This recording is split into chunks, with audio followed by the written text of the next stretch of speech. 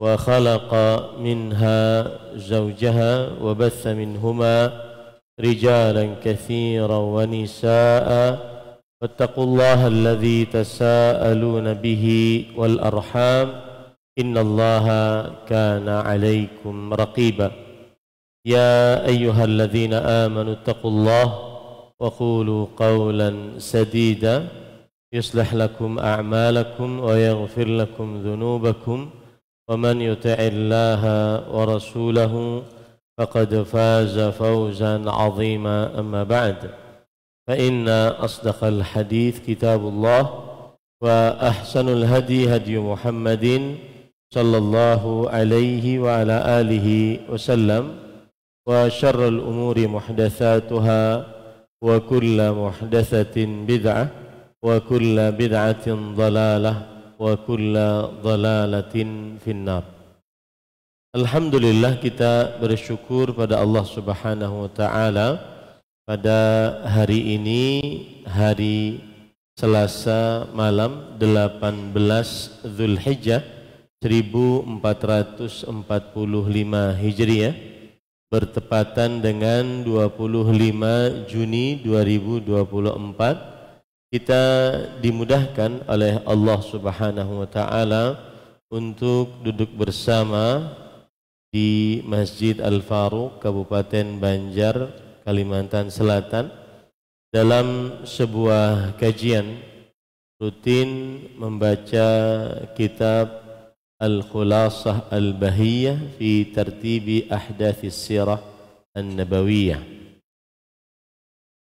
yang ditulis oleh Fadilat Syekh Wahid bin Abdul Salam bin Badi hafizahullahu ta'ala.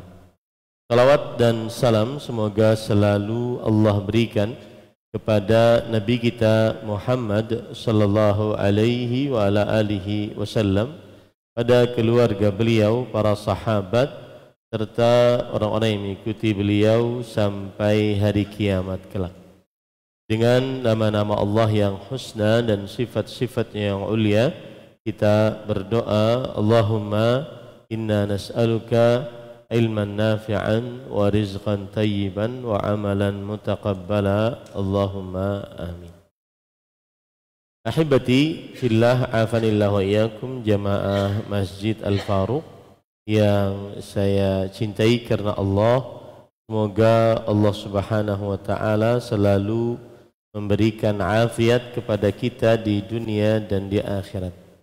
Ini adalah pertemuan yang ke-6 di dalam pembacaan kitab Al-Khulasah Al-Bahiyah di Tartib Ahdath As-Sirah An-Nabawiyah.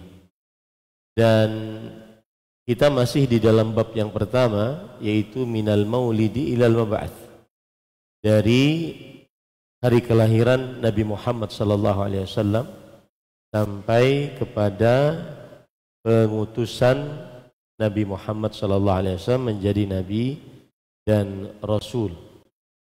Pada pertemuan sebelumnya kita sudah membahas yaitu poin yang ke-11, 12, 13, 14, 15, yaitu dari Nabi Muhammad sallallahu alaihi wasallam menikah dengan Khadijah binti Khuwailid radhiyallahu anha. Kemudian setelah itu di umur beliau yang ke-35 beliau menjadi hakim bagi orang-orang Quraisy dalam meletakkan Hajar Aswad setelah Ka'bah dibangun kembali. Karena pada waktu ini Nabi Muhammad sallallahu alaihi wasallam, Ka'bah pada waktu itu mau roboh karena ada banjir yang mengenai Ka'bah. Dan kita tahu Ka'bah adalah tempat lembah yang rendah. Apabila datang hujan maka banjir. Nah, kemudian dibangun kembali oleh orang-orang Quraisy. Dan pada waktu itu yang memulai membangun adalah Al-Walid bin Al-Mughirah, kemudian diikuti setelahnya.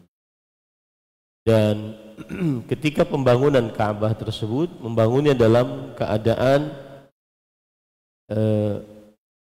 dengan harta yang halal. Tidak boleh dengan harta hasil germo, hasil riba, hasil zina, hasil menjual khamar, dan seterusnya. Nah, kemudian kita sudah jelaskan juga bahwa akhirnya karena hartanya halal itu sedikit, maka kemudian Ka'bah yang dibangun tidak seperti yang dibangun oleh Nabi Ibrahim alaihissalam. Yang dibangun oleh Nabi Ibrahim bentuknya persegi panjang seperti inilah. Tapi ketika dibangun kembali oleh orang-orang Quraisy, maka duitnya habis, harta yang halal habis. Akhirnya dibangun seperti kubus. Kemudian kita sudah jelaskan bahwa maka sisa yang setengah lingkaran di sebelah sininya Ka'bah ini adalah bagian dari Ka'bah, tetapi tidak dibangunkan Ka'bah karena duitnya atau biayanya habis. Yang jelas akhirnya saat renovasi Ka'bah tersebut, orang-orang Quraisy ingin mengangkat Hajar Aswad yang asalnya rendah menjadi 1,5 meter. Kemudian pintu Ka'bah menjadi 2 meter. Yang asalnya 2 hanya menjadi 1. Ini tujuannya adalah karena orang-orang Quraisy ingin menguasai Ka'bah dan ingin bersombong diri dengan Ka'bah. Bahwasanya seseorang tidak bisa masuk Ka'bah kecuali siapa yang diinginkan oleh mereka. Asalnya Ka'bah itu sejajar dengan tanah. Pintu Ka'bah sejajar dengan tanah. Kemudian Hajar Aswad tidak terlalu tinggi. Kemudian sesudah dibangun kembali oleh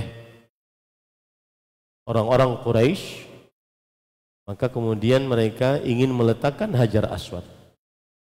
Dan sudah kita jelaskan juga Hajar Aswad asal muasalnya adalah dari surga. Rasulullah SAW bersabda, "Inna al-hajara al-aswada minal jannah kana ashaddu bayadan minal laban iswaddathu khataya bani Adam."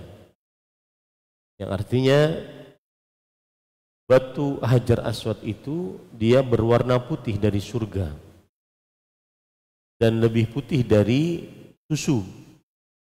Kemudian akibat tangan-tangan manusia yang berdosa yang mengusapnya, maka akhirnya Hajar Aswad menjadi hitam. Ini pelajaran bagi seseorang yang bermaksiat, bahwa maksiat mempengaruhi kepada kolbu seseorang. Kerasnya kolbu, tidak suka dinasihati, tidak suka mendengar Al-Quran, mendengar hadis Rasul Sallallahu Alaihi Wasallam, kemudian tidak pernah menangis karena Allah, tidak pernah takut akan siksa Allah, dan seterusnya. Jangankan kalbu, batu saja yang terkena tangan-tangan manusia yang berdosa menjadi hitam, apalagi kalbu. Nah, kemudian di waktu pembangunan Nabi Ibrahim dan Ismail alaihissalam, pembangunan Ka'bah di awal itu, Ka'bah sudah jadi, kemudian ada sisa yang belum tertutupi dengan batu. Lalu Nabi Ibrahim alaihissalam memerintahkan Nabi Ismail alaihissalam untuk mencari batu. Cari batu agar menutupi yang tidak tertutup ini. Datanglah Nabi Ismail dengan batu, kemudian beliau dapati bahwa Ka'bah sudah tertutup dengan batu putih. Kemudian Nabi Ismail alaihissalam bertanya kepada Ibrahim alaihissalam, batu putih ini dari mana? Kemudian kata Nabi Ibrahim alaihissalam, ja'aka man lam yattakil alaika wa alayya. Yang artinya batu putih tersebut telah didatangkan kepada engkau oleh zat yang tidak bersandar kepada engkau dan kepadaku, yaitu Allah Subhanahu wa taala.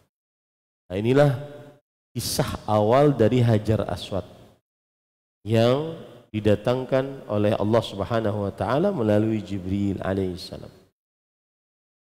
Nah, ketika pembangunan tadi selesai oleh Quraisy, maka tersisa Hajar Aswad yang akan diletakkan di tempat yang sudah menjadi kebiasaan Hajar Aswad.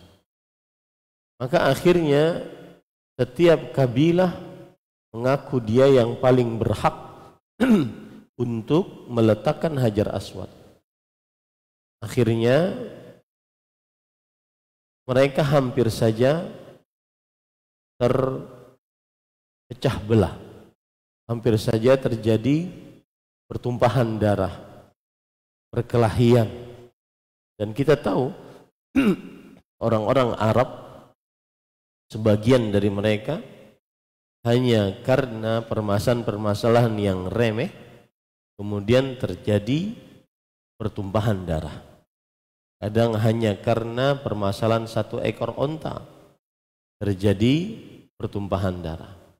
Hanya karena permasalahan kecil, remeh, temeh terjadi pertikaian dan pertumpahan darah. Dan ini tidak dibenarkan di dalam agama Islam. Islam adalah mengajarkan ajaran yang pemaaf, ajaran yang memaklumi. Rasulullah SAW bersabda, bu'itsu bil hanifiyati samha. Aku diutus dengan ajaran yang lurus dan mudah, tidak sulit. Dan ini kita dapati dalam beberapa kategori masyarakat, susah untuk memaklumi, susah untuk memaafkan. Dan ini bukan dari akhlak ajaran Islam.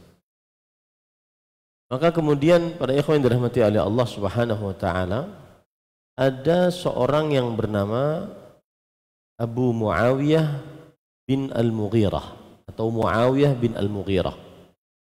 Beliau dari Bani Makhzum. Beliau ini sudah tua. Kemudian beliau mengatakan, janganlah kita untuk bertengkar gara-gara ini. Kita cari orang yang paling pantas untuk meletakkan Hajar Aswad. Akhirnya apa yang terjadi? Mereka sepakat bahwa besok hari, kalau seandainya siapa saja yang pertama kali masuk ke dalam Masjidil Haram, maka dialah yang paling berhak untuk meletakkan Hajar Aswad. Akhirnya ternyata Allah Subhanahu wa taala bertakdir bahwa yang pertama kali datang pada waktu itu adalah Nabi Muhammad sallallahu alaihi wa ala alihi wasallam. Maka kemudian mereka mengatakan, radina bihi hakaman adlan, yang artinya kami rela dengan Nabi Muhammad sallallahu alaihi wasallam sebagai hakim, ya, sebagai hakim. Dan ini para ikhwan yang dirahmati oleh Allah Subhanahu wa taala,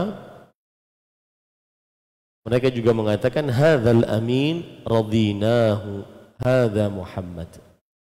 Ini adalah seorang yang amanah, kita rela kepadanya, dan beliau adalah Muhammad, yaitu seorang yang terpuji. Nah, ini adalah poin yang ke-12 tadi. Nabi Muhammad sallallahu alaihi wasallam yang akhirnya meletakkan Hajar Aswad. Pelajaran dari kisah ini adalah bahwa ketika mereka mengatakan la tadkhulu fi bina'i hadzal bait maksaban haraman min kasbi baghi aw madlamah aw riba.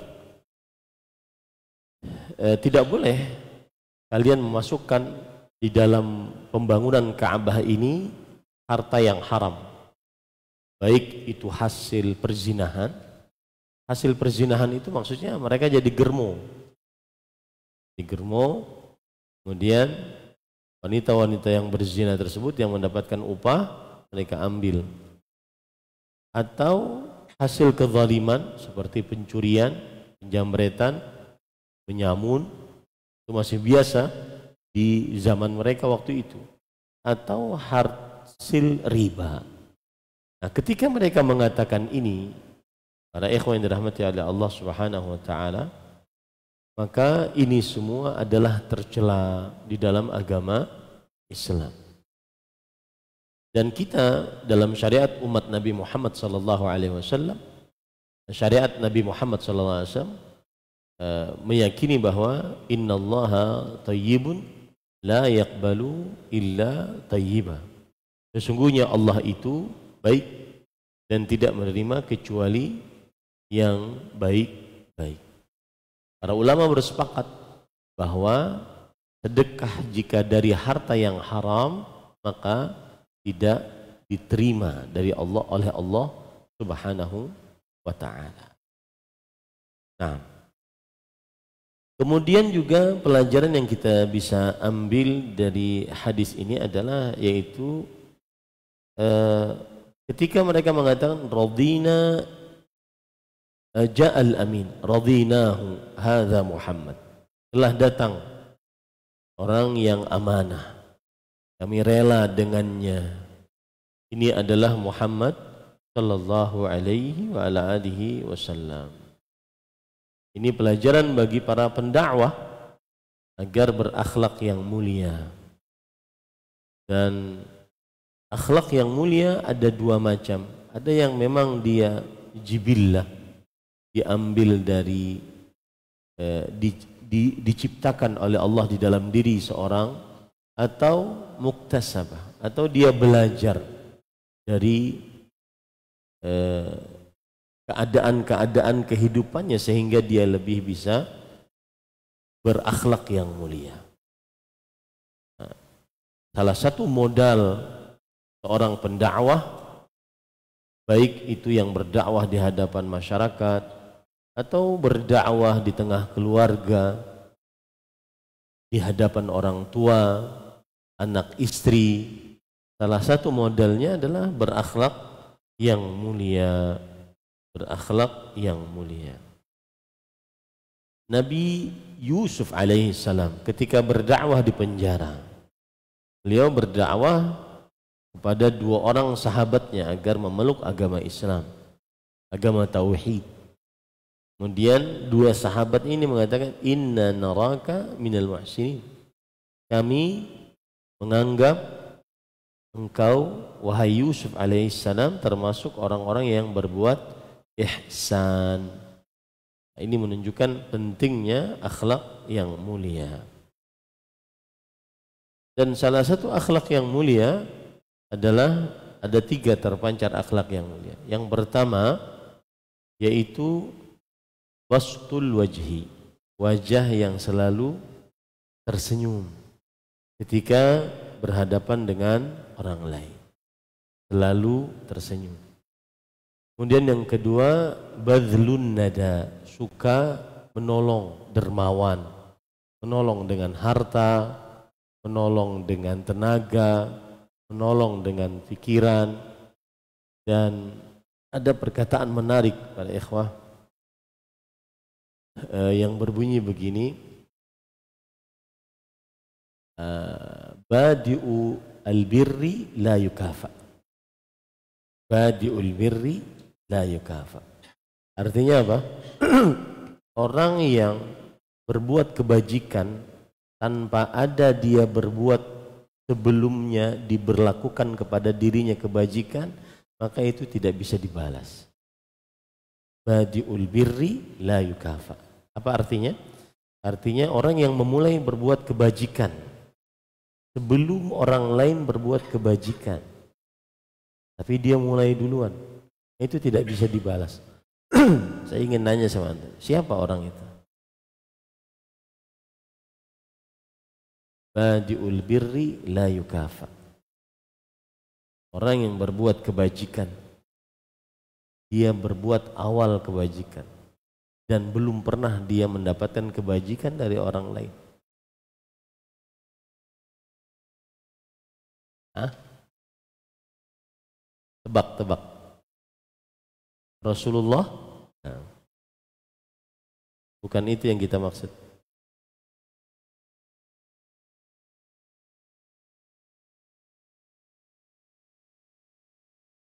Orang tua.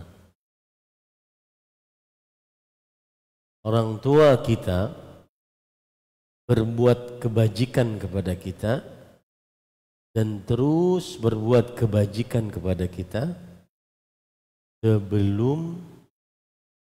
sebelumnya kita tidak pernah berbuat kebajikan kepada mereka.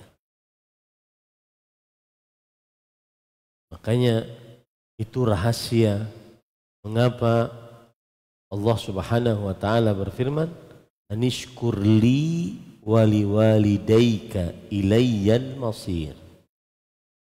Artinya, hendaknya engkau bersyukur kepadaku, yaitu Allah, dan kepada kedua orang tuamu. Setelah bersyukur kepada Allah, baru bersyukur kepada kedua orang tua. Kenapa? Karena tadi orang tua itu berbuat kebajikan sebelum mendapatkan apa-apa dari anaknya. Bahkan dia terus berbuat kebajikan. Ini juga rahasia mengapa sang anak tidak bisa membayar jasa orang tua. Itu satu. Dan ini disebutkan oleh para ulama, di antaranya Syekhul Islam Taimiyah rahimahullah, tentang bakti orang tua. Kenapa kita sebagai anak tidak bisa bayar jasa orang tua? Karena mereka berbuat kebajikan sebelum, meskipun kita tidak memberikan kebajikan kepada mereka. Makanya tadi pepatah Arab mengatakan, badiul birri la yukafa. Orang yang memulai berbuat kebajikan tidak bisa dibalas. Antum kenalan dengan orang tanpa ada apa-apa, dia berbuat baik kepada antum, itu nggak bisa dibalas. Tahan. Sebab yang kedua, sedikit menyimpang tentang orang tua. Kenapa kita sebagai anak tidak bisa membalas kebajikan orang tua? Karena kita dibesarkan oleh orang tua dan orang tua kita menginginkan kita besar, tumbuh, besar, dewasa, bermanfaat, hidup layaknya manusia. Sedangkan seorang anak berbakti kepada orang tuanya karena ingin berbakti di akhir hidupnya, menunggu orang tuanya meninggal. Ini mengapa berbakti kepada kedua orang tua la yukafa, tidak bisa dibalas. Kita berbakti pada orang tua tidak bisa dibalas. Walau seapapun bakti kita kepada orang tua, tidak akan bisa kita membalas kebajikan orang tua. Dan masih banyak lagi yang lain-lain, bukan waktunya sekarang. Baik. Kemudian para ikhwan yang dirahmati oleh Allah Subhanahu wa taala, jadi pentingnya akhlak yang mulia. Akhlak yang mulia. Di antara akhlak yang mulia tadi, wajah yang tersenyum, badlun nada, suka memberi, dermawan. Yang ketiga adalah kaful adza, tidak suka menyakiti.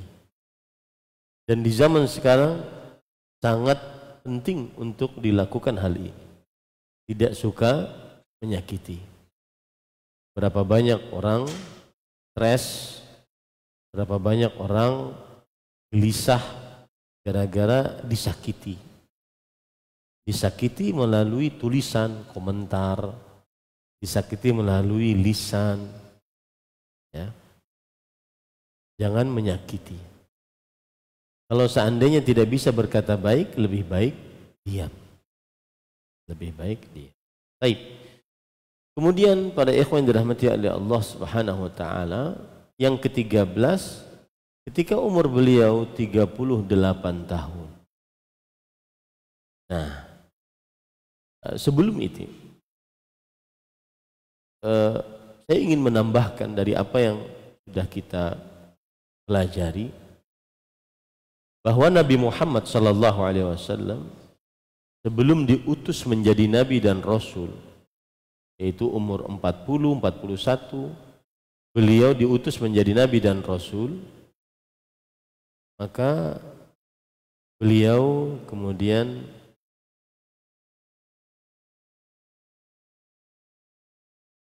dijaga oleh Allah dari beberapa kemungkaran. Dijaga oleh Allah dari beberapa kemungkaran. Di antara hal-hal yang terjaga dari Nabi Muhammad SAW dari kemungkaran yang ada, yaitu Nabi Muhammad SAW tidak pernah untuk menyembah berhala sama sekali sebelum diangkat menjadi nabi dan rasul. Ini terjadi pada waktu itu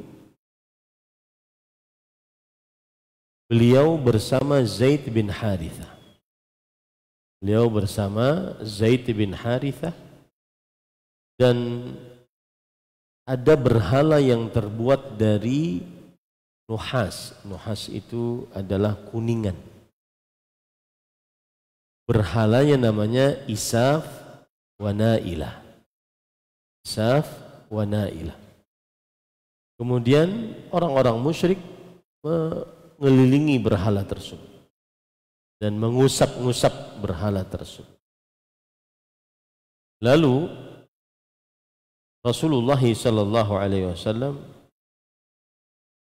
pun mengelilingi bersama Zaid bin Harithah, dan beliau dan Zaid berkata, "Tuftu ma'ah." Aku berkeliling bersama Rasulullah SAW. Falamma marartu masahtu ay as-sanam. Ketika aku melewati, maka aku usap. Lalu Rasulullah SAW bersabda kepada Zaid, "La tamassuhu." Jangan engkau usap. Maka kata Zaid bin Harithah, "La amassanna hatta anzara ma yakun." Kata Zaid bin Harithah, aku di dalam diriku aku akan tetap ingin usap sampai aku lihat apa yang terjadi pada diri Rasulullah sallallahu alaihi wasallam. Lalu Rasulullah sallallahu alaihi wasallam bersabda, "Alam tunha, wahai Zaid bin Harithah, bukankah engkau sudah dilarang? Kenapa masih mengusap?" Fawalladzi akramahu wa anzala alaihi alkitaba mastalama sanaman hatta akramahu Allahu billadzi akramahu wa unzila alaihi.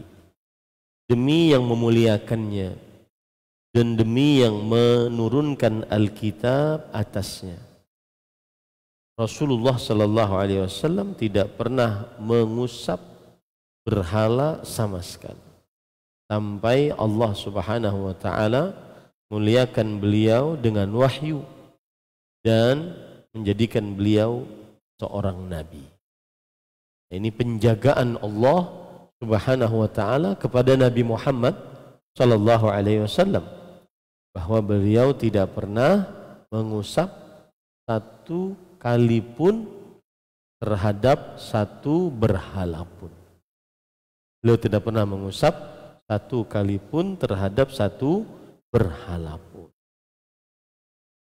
Kemudian Yang kedua, penjagaan Allah Subhanahu wa taala kepada Rasulullah sallallahu alaihi wasallam, yaitu beliau tidak pernah minum khamr sama sekali dan tidak pernah berzina sama sekali dan tidak pernah main judi sama sekali.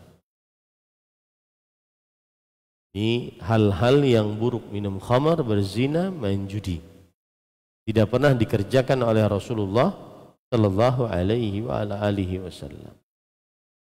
Padahal Nabi Muhammad SAW tetap bergaul dengan mereka, bermasyarakat dengan orang-orang Quraisy, mengerjakan kebiasaan-kebiasaan yang mubah yang dilakukan oleh masyarakat pada waktu itu. Tapi beliau tidak melakukan hal-hal yang buruk dan dijaga oleh Allah Subhanahu wa taala. Kemudian para ikhwan yang dirahmati oleh Allah, beliau juga dijaga dari akhlak-akhlak yang buruk. Di antaranya terbuka aurat, membuka aurat, dijaga oleh Allah Subhanahu wa taala. Dalam hadis riwayat Bukhari dari Jabir bin Abdullah radhiyallahu anhuma, beliau bercerita, lamma buniyatil Ka'bah dhahaban nabiyyu wa Abbasu sallallahu alaihi wasallam radhiyallahu anhu yanqulanil hijarah. Ketika Ka'bah dibangun kembali di zaman Rasul sallallahu alaihi wasallam, maka di zaman Nabi Muhammad sallallahu alaihi wasallam sebelum diangkat menjadi nabi dan rasul yang tadi kita jelaskan, maka Nabi Muhammad SAW dan Abbas bin Abdul Muttalib, paman beliau, ikut untuk membangun Ka'bah tersebut. Faqala Abbasun lin Nabi SAW. Abbas bin Abdul Muttalib radhiyallahu anhu berkata kepada Nabi Muhammad SAW, Ij'al izaraka ala raqabatik yakika minal hijarah. Jadikan izar, sarungmu di atas lehermu, maksudnya diikat. Ya, jadi kan dia di bawah, kemudian angkat, diikat di sini, agar ketika mengangkat batu tidak terkena pundak beliau. Lalu fakharra 'ala al-ardi wa tamahat aynahu ila as-sama' thumma afaqa izari fasudda 'alaihi izara. Lalu kemudian beliau angkat. Ketika beliau angkat, pingsan. Kemudian beliau melihat ke langit, kemudian beliau mengatakan, sarungku, sarungku. Lalu setelah itu dikembalikan lagi sarungnya. Artinya tidak pernah terlihat aurat Nabi Muhammad sallallahu alaihi wasallam sebelum Nabi Muhammad SAW diangkat menjadi nabi dan rasul. Aurat maksudnya di sini aurat besar, kemaluan beliau tidak pernah terlihat sebelum beliau menjadi nabi dan rasul. Kemudian pada ikhwan dirahmati oleh Allah, hal yang keempat juga yang Nabi Muhammad SAW dijaga oleh Allah Subhanahu wa taala, yaitu beliau dijaga dari mendengar musik dan konser-konser musik. Jadi di zaman dahulu sudah mulai ada, dari dulu itu sudah ada, yaitu riwayat disebutkan oleh Imam Al-Baihaqi, Imam Ibnu Katsir dalam kitabnya Dalailun Nubuwah, Al-Bidayah wan Nihayah. Ali bin Abi Thalib radhiyallahu anhu bercerita, aku mendengar Rasul sallallahu alaihi wasallam bersabda, "Ma hamamtu bi syai' mimma kana ahlul jahiliyah yahummuna bihi minal ghina illa lailatain." Aku tidak pernah suka dengan apa yang dilakukan oleh orang-orang jahiliyah kecuali 2 malam. 2 malam. Maksudnya waktu itu terjadi pada 2 malam itu. Kiltahuma asamanillahu subhanahu wa ta'ala fihima. Dalam 2 malam itu aku dijaga oleh Allah Subhanahu wa ta'ala. Qallat lailatun qultu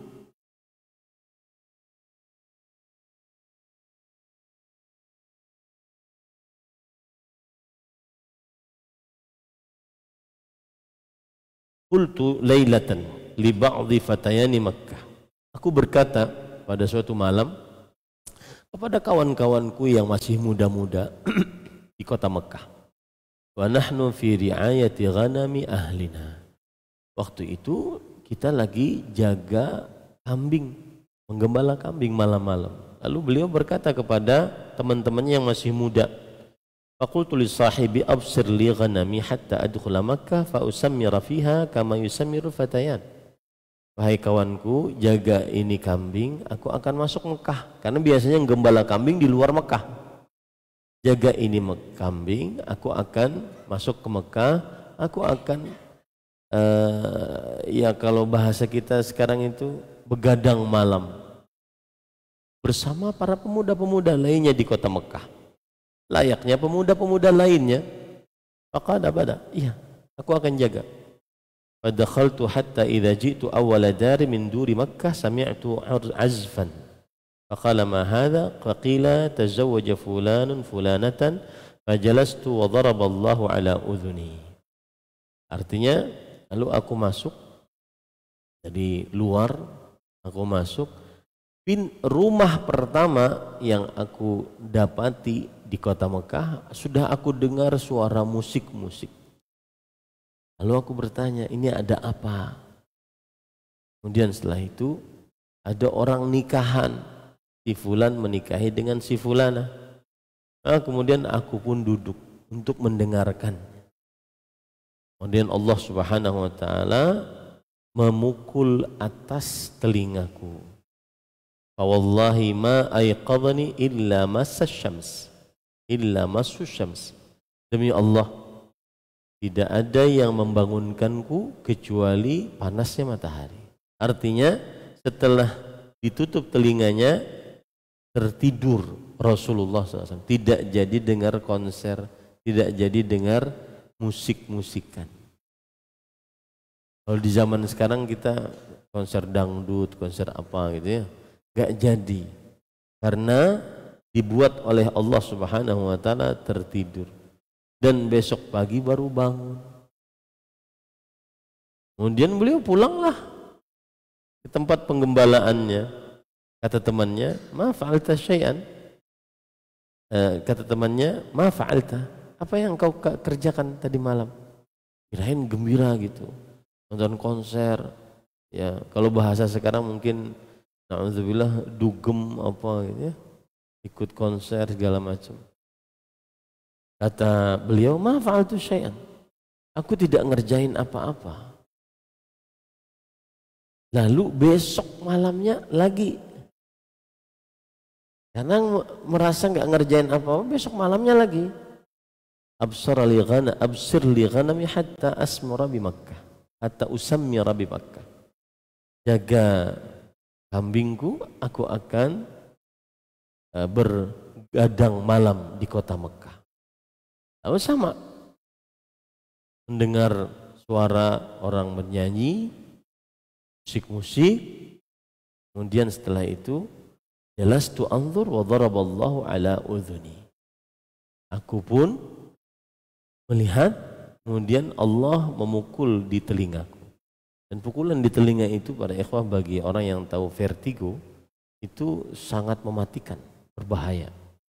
Artinya ditidurkan oleh Allah Subhanahu wa ta'ala. Maka pada ikhwah yang dirahmati Allah, besoknya, sampai besok nih, kembali lagi dia ke temannya. Apa yang kau kerjakan? La syai', gak ada, ketiduran. Ya. Maka kemudian Rasulullah SAW bersabda, fa wallahi ma hamamtu wa la'udtu ba'daha li syai'in min dzalika hatta akramani Allah azza wa jalla bi nubuwwatihi. Demi Allah, aku tidak bertekad lagi untuk melakukannya dan tidak kembali lagi setelahnya untuk sesuatu yang seperti itu, sampai Allah Subhanahu wa taala memuliakan aku dengan mengangkatku menjadi nabinya. Ini para ikhwan yang dirahmati oleh Allah Subhanahu wa taala. Kemudian itu maksiat-maksiat ya. Termasuk di dalamnya Rasulullah sallallahu alaihi wasallam dijaga dari bid'ah. Yang kelima, dijaga dari perbuatan bid'ah, yaitu para ikhwah yang dirahmati oleh Allah, Nabi Muhammad sallallahu alaihi wasallam berwukuf di Arafah. Berwukuf di Arafah. Kemudian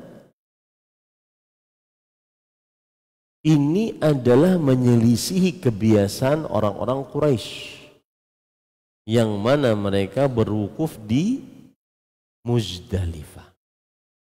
Jadi orang-orang Quraisy itu mereka berwukuf di Muzdalifah. Jadi kalau kita lihat ini Mekah, ini Mina, ini Muzdalifah, ini Arafah. Jadi jauh dia. Nah, orang-orang Quraisy wukufnya cuma di Muzdalifah. Sedangkan yang benar wukufnya adalah di Arafah. Ini contoh penjagaan Allah Subhanahu wa taala terhadap Nabi Muhammad sallallahu alaihi wa ala alihi wasallam. Para ikhwan yang dirahmati oleh Allah, kemudian juga yang keenam, Nabi Muhammad sallallahu alaihi wasallam terjaga atau dijaga oleh Allah Subhanahu wa taala dari akhlak-akhlak yang buruk. Di antara akhlak yang buruk adalah berdusta. Di antara akhlak yang buruk adalah apa? Berdusta. Makanya suatu ketika Rasul sallallahu alaihi wa ala alihi wasallam datang ke Safa. Kemudian Rasul sallallahu alaihi wasallam mengumpulkan orang-orang Quraisy. Kemudian beliau berkata, "Ara'aitum in akhbartukum anna khailan takhruju min safhi hadzal jabal akuntum musaddiqi?" Apa pendapat kalian kalau aku beritahukan kepada kalian bahwa ada kuda yang keluar dari kaki gunung Safa ini? Apa pendapat kalian? Apakah kalian percaya kepadaku? Orang-orang Quraisy mengatakan, lihat, ma jarrabna 'alaika kadziban. Kami tidak pernah mengetahui kamu itu berdusta. Ini penjagaan Allah Subhanahu wa taala terhadap Rasulullah sallallahu alaihi wasallam, yaitu bahwa beliau dijaga oleh Allah dari sikap dusta, di akhlak yang buruk, yaitu berdusta.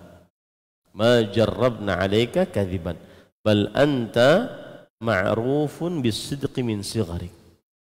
Bahkan engkau terkenal dengan kejujuran dari mulai kecilmu. Dan dusta pada ikhwah, bohong, itu sikap sangat tercela. Ada para santri saya ini. Al-mu'min la yakdzib. Orang beriman tidak berdusta. Ya, orang beriman tidak berdusta. Sifat yang sangat dari orang beriman adalah jujur, tidak berdusta. Kalau salah, ngaku salah. Yang penting jangan berdusta. Silahkan adzan.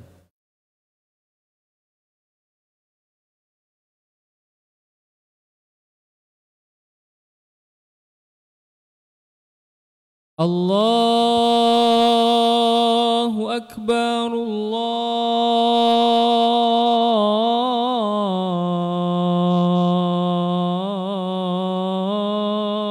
Akbar, Allahu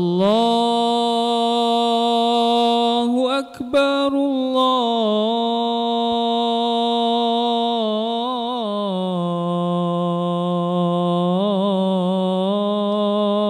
Akbar.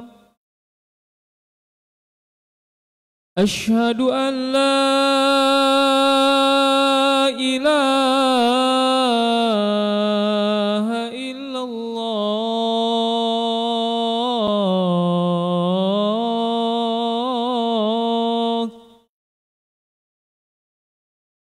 Asyhadu an la ilaha illallah.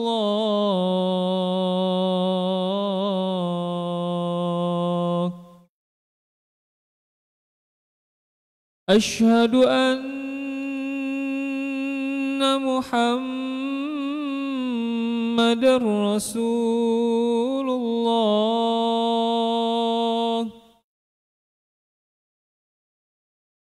أشهد أن محمد رسول الله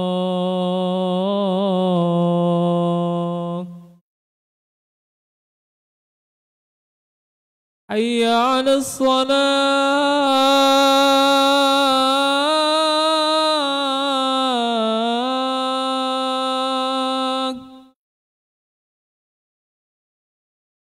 حي على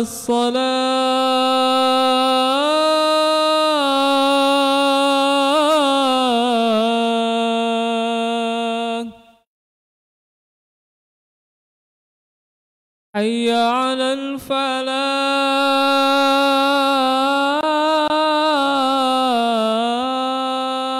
الفلاح حي على الفلاح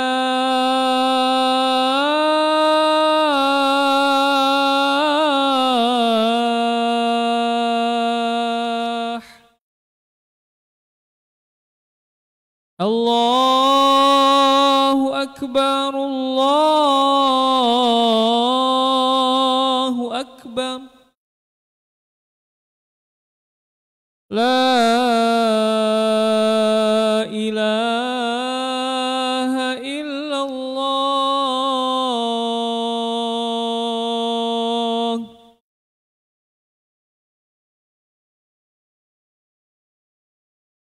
Baik, kita lanjutkan sedikit para ikhwah. Kemudian yang ke-13, bahwa Nabi Muhammad SAW ketika berumur 38 tahun, maka banyak pembicaraan di kota Mekah bahwa akan datang seorang Rasul. Yahudi, jadi ulama-ulama Yahudi membicarakannya, dan ulama-ulama Nasrani juga membicarakannya. Banyak membicarakan bahwa akan terjadi pengutusan seorang Rasul. Bahkan disebutkan ada seorang Yahudi dari Jiran Bani Abdil Ashhal di kota Madinah memberitahukan akan datangnya seorang Rasul. Ia berkata, Nabiyyun mab'uts min nahwi hadhil bilad wa asyara biyadihi ila Makkah wal Yaman. Ada seorang Nabi yang akan diutus dari daerah ini. Dia menunjuk dengan tangannya kepada kota Mekah dan kota Yaman. Dan ini 2 tahun sebelum diutusnya Nabi Muhammad sallallahu alaihi wa ala alihi wasallam. Nah, kemudian para ikhwan yang dirahmati oleh Allah, di tahun yang ke-39 dari umur Nabi Muhammad sallallahu alaihi wasallam, dicintakan kepada beliau al-khala. Al-khala itu artinya menyendiri, dan menyendiri di gua Hira. Ini disebutkan pada bulan Ramadan, dan ini pendapat yang lebih kuat.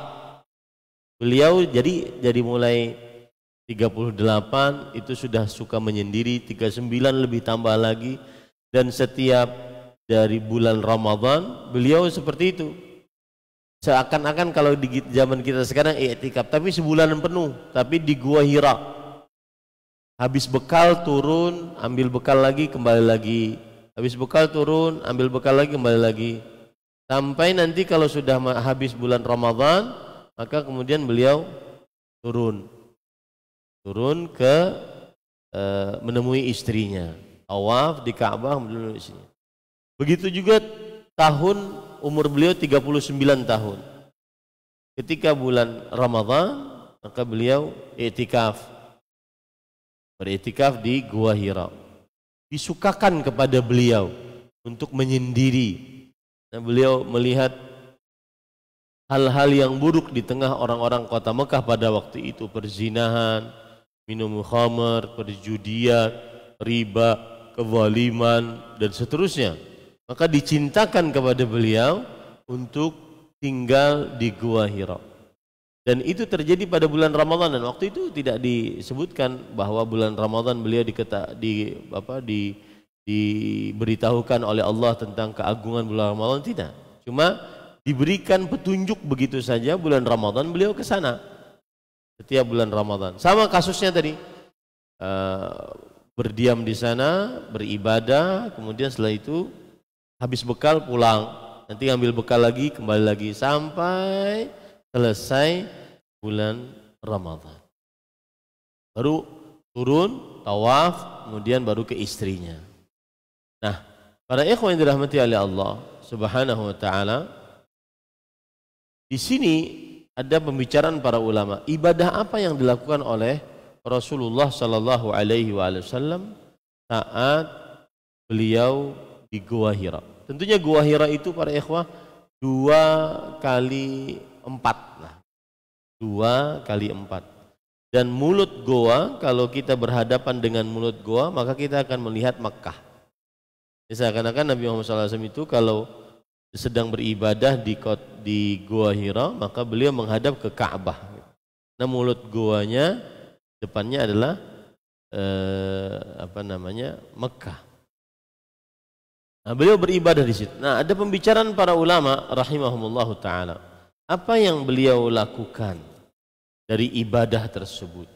Maka wallahu alam, para ikhwan yang dirahmati oleh Allah Subhanahu wa taala, bahwa pendapat yang lebih kuat adalah pendapat yang disebutkan oleh Imam Ibnu Utsaimin rahimahullahu taala, bahwasanya beliau beribadah bima fatahallahu alaihi. Beliau beribadah kepada Allah dengan apa yang Allah Subhanahu wa taala berikan petunjuk kepada beliau. Ya, kita tidak ada dalil yang menunjukkan beliau sholat kah, beliau baca Quran kah, beliau baca zikir kah, atau apa, tidak ada riwayat yang kuat. Tapi pendapat yang lebih kuat adalah beliau beribadah bima fatahallahu alaihi, dengan apa yang Allah Subhanahu wa taala berikan petunjuk kepada beliau. Nah, di umur beliau yang ke-40, ada yang mengatakan 41, maka para ikhwan yang dirahmati oleh Allah, ketika beliau sedang beriktikaf tadi di Gua Hira tadi setiap Ramadan, tanggal 21 Ramadan, menurut beberapa ahli sejarah, datanglah Jibril alaihissalam. Datanglah Jibril alaihissalam. Jadi ada yang mengatakan umur 40, ada yang mengatakan umur 41. Datanglah Jibril alaihissalam, kemudian mendekap Rasul sallallahu alaihi wasallam sampai benar-benar terasa sesak, baru beliau mengatakan, "Iqra", bacalah. Ya, bacalah. Kemudian Nabi Muhammad SAW mengatakan, "Ma ana biqari", aku bukan orang yang membaca. Maksudnya bukan berarti beliau menolak, tapi beliau ingin mengatakan saya tidak bisa membaca. Itu para ikhwan. Jadi disebutkan dalam poin ke-14 ini, di umur 39 disukakan kepada beliau al-khalwah, yaitu menyendiri. Menyendiri di Gua Hira, yang di Gua Hira itu berada di atas Jabal Nur sekarang. Ya. Dan besarnya tadi 2 kali 4 meter. Dan mulut gua itu menghadap ke Ka'bah. Nah, itu di bulan Ramadan. Selalu beliau lakukan itu di bulan Ramadan. Sampai akhirnya nanti di umur 40 atau 41, maka beliau mendapatkan wahyu pada malam yang ke-21, ya, pada malam yang ke-21. Dan para ikhwan yang dirahmati oleh Allah, kita harus pahami betul bahwa secara sejarah yang pasti Nabi Muhammad SAW mendapatkan wahyu hari Senin. Itu tidak ada keraguan di dalamnya dan tidak ada khilaf di antara para ulama. Hari Senin, yaitu ketika beliau ditanya tentang puasa hari Senin, beliau mengatakan, "Dzaka yaumun wulidtu fihi wa yaumun unzila alayya fihi." Itu adalah hari aku dilahirkan di dalamnya dan hari diturunkan kepadaku wahyu. Jadi tidak ada keraguan, tidak ada khilaf di antara para ulama bahwa beliau diberikan wahyu oleh Allah pada hari Senin melalui Jibril alaihissalam. Nah, kemudian adapun bulan, nah ini khilaf di antara para ulama rahimahumullahu taala. Ada yang mengatakan Rabiul Awal, ya. Ada yang mengatakan bulan Ramadan, ya. Dan kita lebih condong tadi kepada bulan Ramadan. Nah, kemudian para ikhwah di poin yang ke-15 disebutkan sebelum diutusnya beliau 6 bulan, maka beliau mendapatkan wahyu melalui mimpi. Mimpi yang baik-baik. Dan mimpinya selalu saja benar-benar terjadi sesuai dengan apa yang beliau mimpikan. Makanya disebutkan la yara ru'yan illa ja'at mithla falaqis subh. Tidak beliau melihat mimpi kecuali datang seperti waktu subuh. Artinya mimpinya itu terjadi. Mimpinya terjadi jelas gitu, mimpinya terjadi. Nah, sebelum saya tutup tentang wahyu, ya. Maka pada ikhwah yang dirahmati oleh Allah Subhanahu wa taala, ada 6 cara Allah Subhanahu wa taala memberikan wahyu kepada Nabi Muhammad sallallahu alaihi wasallam. 6 cara. Cara yang pertama tadi ar-ru'yas salihah, mimpi yang baik. Cara yang pertama adalah mimpi yang baik. Beliau bermimpi, kemudian mimpi itu terjadi. Cara yang kedua adalah nafatha fi raw'i, yaitu diberikan bisikan dalam diri beliau. Cara yang kedua. Dan cara yang kedua ini yang paling banyak. Cara yang kedua ini yang paling banyak. Sampai Quran juga dengan cara yang kedua. Nafatha fi raw'i, bisikan dalam diri beliau. Kemudian wahyu yang ketiga mithlu silsilatil jaras.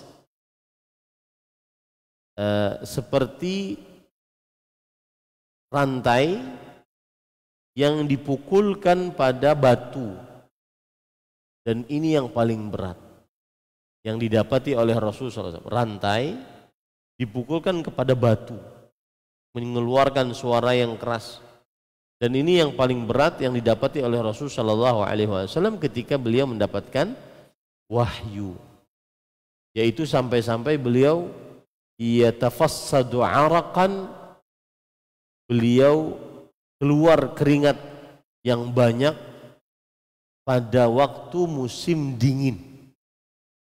Musim dingin di kota Mekah sangat dingin. Tetapi di kota Madinah, kadang-kadang beliau dapatnya di kota Madinah yatafassadu araqan. Beliau mendapatkan wahyu seperti tadi rantai yang dipukulkan pada batu, gemericingnya itu sangat keras sampai-sampai berat bagi Rasulullah SAW. Akhirnya keluar keringat, padahal waktu itu adalah musim dingin di kota Madinah, dan musim dingin di kota Madinah sangat dingin. Itu yang ketiga. Yang keempat, yatamatsalu lahu rajulan, yaitu malaikat berubah diri menjadi seorang manusia. Di dalam kasus hadis Jibril alaihi salam, Nabi Muhammad sallallahu alaihi wasallam ditemui oleh seseorang, padahal itu Jibril, seseorang dalam bentuk manusia. Dan kebanyakan malaikat menyerupakan diri menjadi Dihyah al-Kalbi. Kenapa? Karena Dihyah al-Kalbi terkenal dengan gantengnya. Hanya beliau, para malaikat sering menyerupakan diri dengan sahabat Nabi yang bernama Dihyah al-Kalbi. Dihyah al-Kalbi, seorang laki-laki. Itu sudah berapa? 4. Yang kelima yaitu melalui min wara'i hijab, dari belakang hijab. Nabi Muhammad SAW mendapatkan wahyu dari belakang hijab. Yang keenam, langsung seperti kejadian Isra dan Mi'raj, langsung mendapatkan wahyu dari Allah Subhanahu wa ta'ala. Yang kelima itu melalui Jibril alaihissalam. Melalui Jibril alaihissalam. Sedangkan yang keenam langsung dibicarai oleh Allah Subhanahu wa ta'ala. Nah, itulah cara-cara Rasulullah SAW mendapatkan wahyu dari Allah Subhanahu wa ta'ala. Jadi kita insya Allah yang biasa ngubungin saya admin dari Masjid Al-Faruq, kita dengan pertemuan ini selesai pasal minal maulid ilal mab'ats, dari hari kelahiran kepada kepada diutusnya Nabi Muhammad sallallahu alaihi wasallam. Alhamdulillah. Ya, tinggal 23 tahun lagi. Tinggal 23 tahun lagi. Maka pekan depan kita minal bi'tsah ilal hijrah.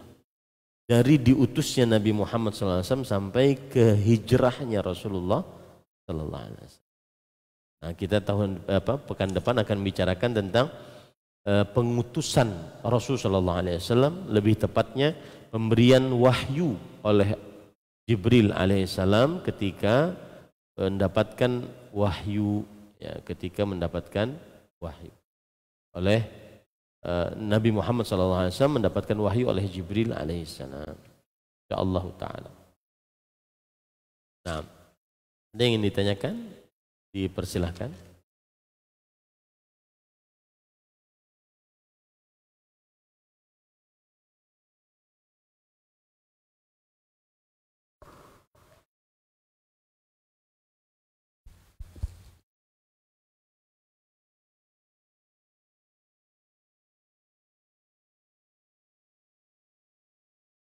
Assalamualaikum warahmatullahi wabarakatuh. Saya bekerja di sebuah perusahaan di mana banyak teman-teman suka mengakhirkan sholat. Saya merasa bingung menyikapi hal ini. Saya sudah mencoba mengajak mereka untuk sholat tepat waktu. Namun setiap kali saya mengajak, mereka meminta saya menjadi imam. Padahal saya merasa ilmu saya masih kurang untuk menjadi imam. Jika saya sholat tepat waktu, saya sering sekali melakukannya sendirian. Namun jika sholat berjamaah dengan teman-teman, sering sekali sholat diakhirkan. Bagaimana sebaiknya saya menyikapi situasi ini, Ustaz? Terima kasih atas bantuannya. Jawabannya adalah Waalaikumsalam warahmatullahi wabarakatuh. Bismillah, walhamdulillah, wassalatu wassalamu ala rasulillah wa ala alihi wa ashabihi wa man wala, amma ba'd. Jawabannya, sholatlah pada tepat waktu, karena Rasul sallallahu alaihi wasallam bersabda ketika ditanya tentang amalan yang paling dicintai oleh Allah Subhanahu wa taala, beliau menjawab as-salatu limiqatiha, salat pada waktunya. Dan di dalam lafaz yang lain, as-salatu fi awwali waqtiha, salatlah pada awal waktunya, dan tidak mengakhirkan salat kecuali karena uzur.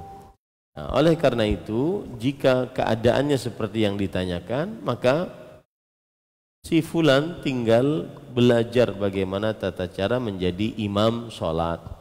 Ketika dia sudah belajar, maka sholatlah tepat waktu. Maka dia menjadi kunci kebaikan untuk kawan-kawan yang lain. Artinya di sini tidak ada halangan untuk mengerjakan sholat tepat waktu. Halangannya hanya karena kemalasan atau karena peremehan dari sebagian orang yang ada di kantor tersebut. Maka pada saat itu kerjakanlah sholat tepat waktu dengan cara sebelumnya belajar tata cara sholat sehingga bisa mengimami. Wallahu a'lam. Nah, ada pertanyaan? Ada? Ada mic? Ada yang ditanyakan? Baik. Ini yang bisa disampaikan. Sallallahu Nabi Muhammad walhamdulillahirabbil alamin. Wassalamualaikum warahmatullahi wabarakatuh.